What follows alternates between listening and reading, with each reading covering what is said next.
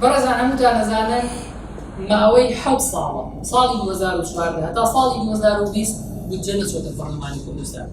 7 ساڵە پەرلەمانی کوردستان نازانێت داهات لە هەرێمی کوردستان چەندە و نازانێت چۆن خەرجە بکرێت. 9 ساڵە نازانێت چۆن خەرجە بکرێت. لە ساڵی 2011 حساباتی ختامی دەچۆتە پەرلەمانی کوردستان کە ئەمە پرسیاری گەورە لەسەر پەرلەمانی کوردستان دروست دەکات کە نەیانتوانیوە لانی کەم تەصفیح حساباتی ڕابردووش لە حکوومەت وەربگرێت. بەڕێزانەوە هەموو ئەزانن بە بۆنەی ئەم دۆخەی ئێستا پەرلەمانی کوردستانی تێگەوتووە بە بۆنەی یەکگرتنی پارێزبەندی لەسەر پەرلەمان کاسۆرانەوە پەرلەمان ناتوانێت کۆبێتەوە بۆ کۆبوونەوەی نەکردووە.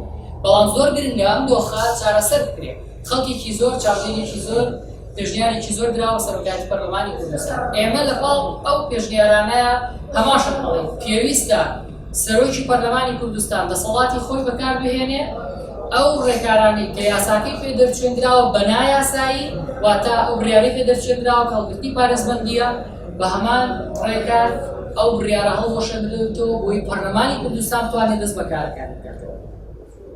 بۆیە ئێمە چەند ڕاستپاردەیەکی تر لەپاڵ ئەو ئەنجامانی کە عەرزمان کردن لەسەر پەرلەمانی کوردستان ڕاگەین.